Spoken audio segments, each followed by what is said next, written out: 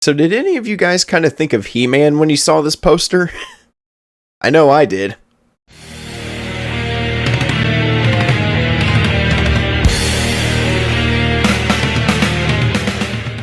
Thor Love and Thunder. So Thor Love and Thunder is a new Thor movie once again directed by Taika Watiti. And of course stars Chris Hemsworth, Natalie Portman, Tessa Thompson, and Christian Bale. After the events of Avengers Endgame, Thor blasts off into space with the Guardians of the Galaxy to seek new galactic adventures and to find himself. But when a shadowy figure in the form of Gorr the God Butcher emerges to exact vengeance on all living gods, Thor must team up with his old flame Jane and King Valkyrie if he hopes to survive Gorr's oncoming onslaught. You know, going into Thor Love and Thunder, guys, I was kind of hesitant. Hesitant in a way that I just didn't think this movie was going to deliver on the things that I really wanted to see. I was ultimately afraid we were just going to get another Thor Ragnarok clone with just poorly timed jokes and just a messy movie with a really shitty villain. Early reviews were definitely not helping this movie's case, but after walking out of it last night, I was actually pleasantly surprised. It actually turned out to be more toned down than Ragnarok.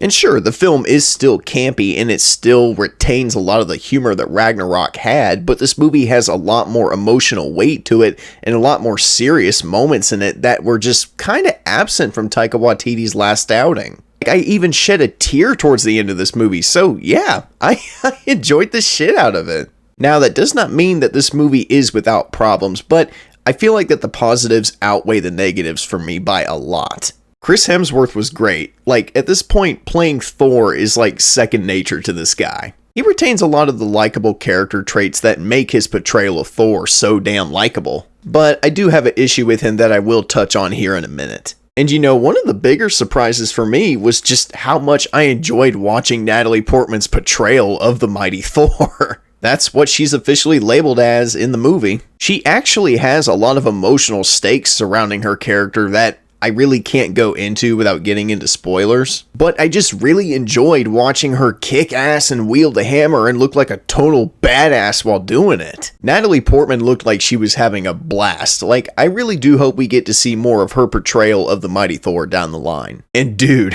talk about show stealers. Christian Bale as Gorr the God Butcher.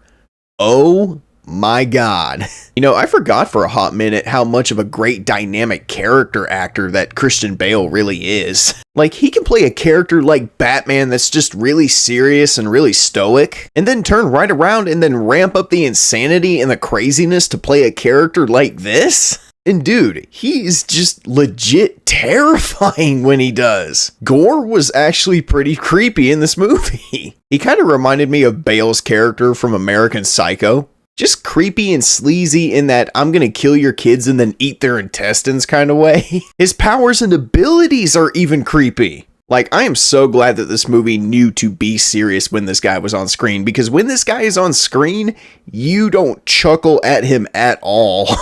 So props to you, Taika. Good job. And visually, this movie is very cool to look at. Very vibrant colors that make everyone and everything just pop. Some of the cinematography and shots in this movie, I swear, could be posters on my wall.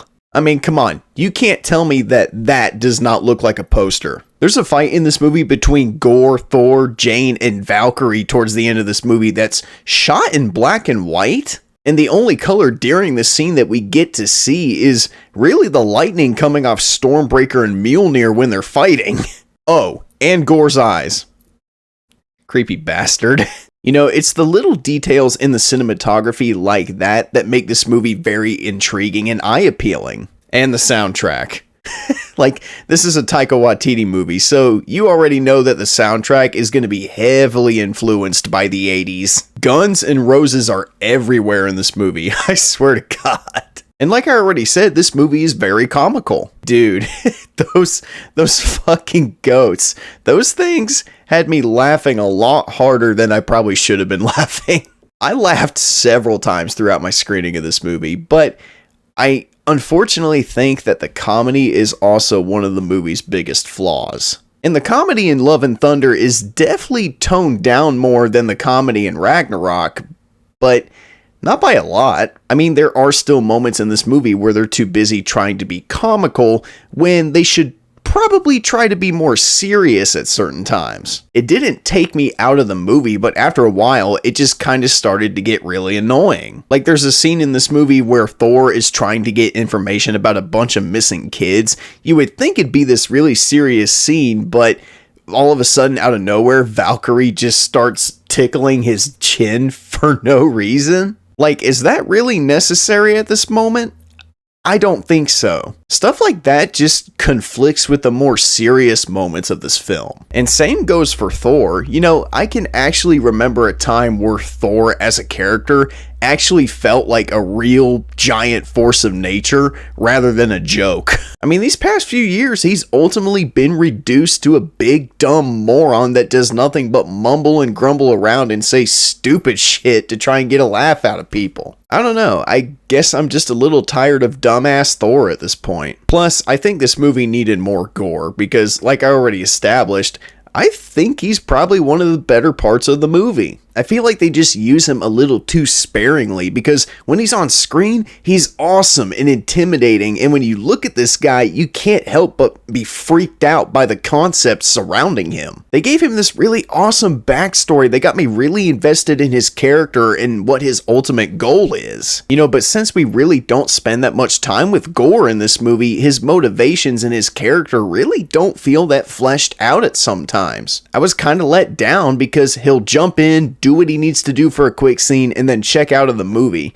He probably has maybe about 35 minutes of screen time combined. Going forward, I feel like Marvel and Taika Watiti need to take a step back and think about this. Okay guys, we can still be funny and comedic, but we still need to retain a lot of the more serious moments for a movie like this. That way we can have some really good tension and some really good drama. Does that make sense to you guys? Different tones in a movie can actually work if they're utilized and done right. I'm just saying they can do better with the conflicting tones and the characters. Like, I've seen them do it, so I know they can. They just gotta work a little harder. In the end though, Thor Love and Thunder was a very fun and entertaining time at the movies. Does it still have problems? Yes. Do those problems affect my positives? No. Is this movie better than Thor Ragnarok? Yes. This is what a true popcorn flick looks like. Nothing more, nothing less. And I say that because Thor Love and Thunder is a great matinee. Popcorn is a must-have. Alright, thank you guys so much for joining me on my review for Thor Love and Thunder. You know, the movie was really fun and I was really looking forward to doing this review, so I'm glad that I got to come home and talk about it. Even got a new poster out of it. Next mainstream review will be on the movie Paws of Fury, so keep an eye out for that video next week, as well as a review for, you know, Where the Crawdads Sing, because I have a screening for that right after Paws of Fury. I got a lot of videos coming up this week. I got to review KGF Part 1 because I promised to review that. So I'm definitely going to be checking that out over the weekend, and I'm going to get that review up as soon as I can. And then I know I keep pushing it back, but my Twilight Throwback Thursday video will post this week. And I know there's probably some of you that are actually looking forward to that video, and I'm sorry that I keep pushing it back, but I'm busy. You know, I'm only one man. I got to focus on other things at the moment. I'm sorry. And of course, the people I podcast with probably already know this, but I'm actually going to be doing a top 10 list this Thursday as well. And that is going to be on my top 10 favorite Disney movies of all time. Whew, you know what? It's late. And with that, I am tired as hell, and I'm going to sign off right now. But once again, thank you guys so much for watching. Drop a like, leave a comment, and subscribe if you're new to the channel. And as always, I'm the Unbiased Movie Nerd. I'm saying peace, and I will see you guys in the next review.